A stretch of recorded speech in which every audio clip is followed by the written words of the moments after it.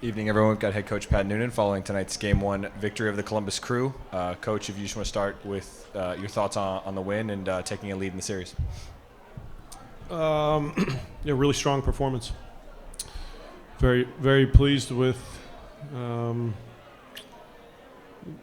chance creation, how we move the ball. I think what I said at halftime was we're a pass away from some really good looks in front of goal where we just got to pick our head up and missed out on some of those final moments. A couple with Kevin. Miles had one where you don't usually have him in those spots. He has the right intention, missed pass, and Sammy misses ender on one. But and defensively, I thought we were really strong. It's certainly a hard team to play against, and I think the guys got their positioning right most of the time. And then when we didn't, Roman came up with a couple good big plays for us, which you needed in those moments at this stage. So it was just a good team performance, and we go again on Sunday. All right, we'll start with questions. If you have questions, just raise your hand to indicate you have one. We'll start here with Carter. Pat, congratulations on the result. It felt like for large swaths, like patches of this game, particularly up until you guys score, you guys were able to control play and dictate the terms of the game. And then even when Columbus was able to kind of pressure you guys, you still found ways to break through that and reset the game. What was it you think you guys did so well tonight in order to kind of play the game on your own terms? I wouldn't say it was on our own terms. I thought it was a pretty balanced game. Maybe we had a few more of the chances or moments to get in front of goal and score, but I think with the ball there was just a good understanding of some of the rotation, to find space along our back line, the movement ahead of the ball, sometimes through the midfield, sometimes to our highest attacking line, sometimes behind. There was a good balance there. And then, defensively, you have to be strong. You have to be organized, or they can play through you. And so, that's why I feel like the game felt in control even when we didn't have the ball, because we had our organization right, because our attack moved us up the field in a pretty connected way. We were able to eliminate some immediate transition moments, and then the moments where we couldn't, I thought we got behind the ball very well. So, those are some of the things we saw. Kevin Denke scores the winner there. But what about that sequence did you like the most? Like, what about it stood out to you as to being why it was a successful opportunity? Alvis attacking the back post to help us, find Kevin in the middle. Even though I think it was a little bit of a deflection, I didn't watch it back that closely. But how we get the ball in front of goal, we talk about our wingbacks positioning to help us create, and that was Alvis, usually on the right, playing on the left. Just the positioning of him. I'd have to go back and see all the build up to that to be able to recognize the right guys to help us create the goal. But Kevin in front of goal, the wing back in front of goal. I like that. We'll go to Laurel and then to Jeff.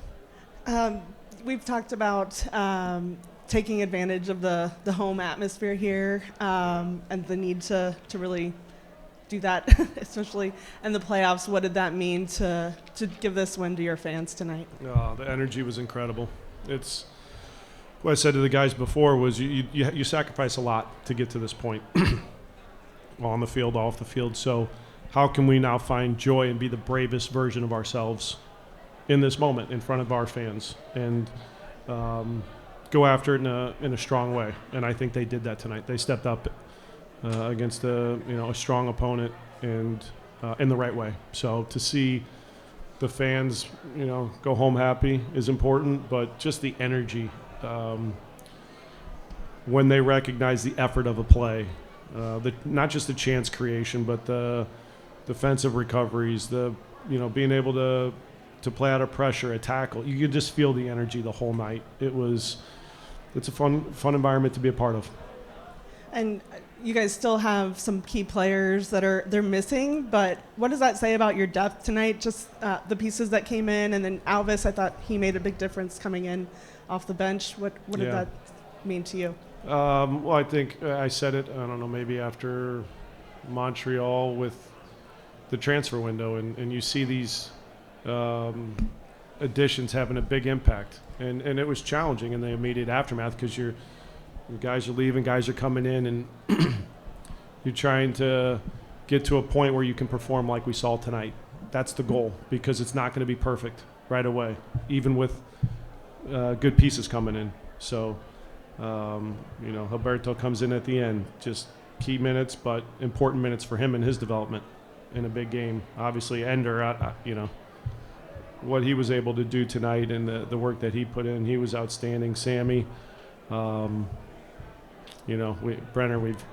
we've seen, but we're seeing the best of him. So all of these guys came in, and now here they are starting or coming in the key moment. So as high as I am on them right now, and we should be, it's one step of the way. We can't get too ahead of ourselves because it's a great feeling, and how do we replicate it, and how do we go do it again? That's the challenge, but certainly they should enjoy the way they performed and the way they feel right now. We'll go to Jeff and then to Caleb. Coach, congratulations. Thanks. Your choice of Powell to come out first, it definitely paid dividends tonight. Can you maybe talk us through why he was the first to come onto the board? In terms of wingbacks, that's it. Luka was in a position where it was emergency use, or maybe if we needed him in a penalty shootout, he was involved for that reason, so we weren't going to risk him. But Alvis could have started this game too. The decisions went down to the last 2 days because Alvis has been very good, and I also felt like with Yuya and Ender and where they're at in their fitness, we were going to need that depth out wide, and seeing Pavel out there against Montreal was important because that's the way we ended it. And Alvis did a great job, but we kept him on the left side because we liked what Ender was doing on the right. So that was the decision. Also, third year with this new format, third year up 1-0. Are there any lessons learned that you're hoping to apply for Game 2? Win Game 2. That's it. I mean, we put ourselves in a good position. I want us to be able to look at this game and find all the good, all the things that are going to challenge us again in the second game, and see if we can avoid a third. But that's the focus. Go and have a good week of preparation, and know that it's not going to get any easier. We have to put our heads down and continue to work, and I think if we do that, we put ourselves in a good position. We'll go to Caleb, then Damon. In these best of three, how big is it in your mind to get on top in the first one and take that 1-0 lead in the series? It's better to be out in front than chasing it, and that you have one more game if you don't win that first one. So, look, each year is different. Each experience is different, and it's good momentum. Certainly, the guys. It's not just about the win; it's how we played, and that should motivate them to go and try to replicate that in a difficult environment. But we kind of just try to take it. Let's get our preparation right for Game 1. Perform and go from there, and hope our performance positions us to get a result. Because sometimes the way we performed tonight doesn't guarantee victory. We missed a lot of chances, and they had a couple where they could have taken the lead because we didn't capitalize on ours. So, it doesn't always correlate to getting the result that you think you might deserve. But we have a victory. We have some momentum. Now we need to take that momentum in this performance and try to replicate it. So that's actually kind of what I was going to ask you next, and that is, do you see it as an opportunity to take momentum into the second game, or is it more of like, let's start all over and it's a new game in Game 2? There's no reason for the guys not to go after it the same way. Yes, if you feel the energy in that building, and of course they're in a good place in the locker room, but yeah, take that momentum, take that energy, but know how to use it to our advantage. We'll go to here to Damon. Coach, congratulations on the win. Thank you. I think we talked a little bit about Yuya earlier, but He hasn't played a whole lot this year. This is one of the first games I can remember him starting for most of the season since his injuries. How important is it having him back and healthy for this final stretch run of the year? Yeah, it's been a challenging year.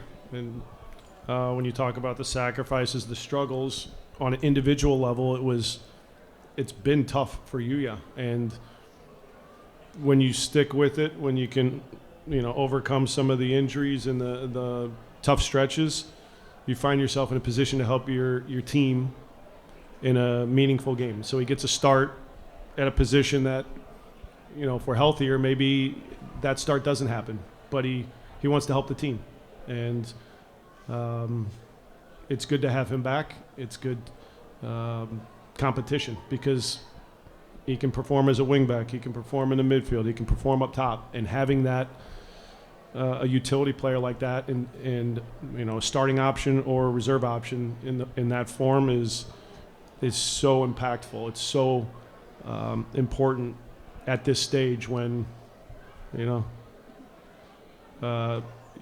find yourself in some challenging moments, and players like that can be very important.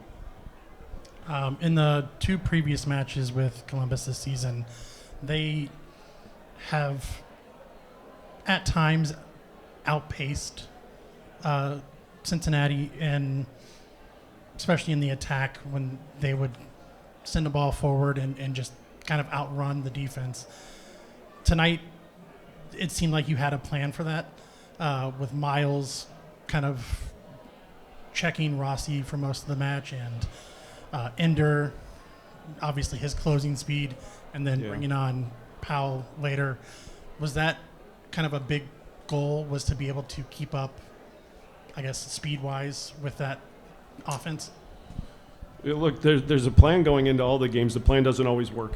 And whether that's me getting it wrong, players not performing, I would say the first couple matchups, we were outperformed. And for different reasons. But tonight, certainly, if you're just looking at the wingback position and, the threats that Columbus has and how they use, their wingbacks, they're a threat behind. They're willing runners. They have interchanges and timing to get in behind.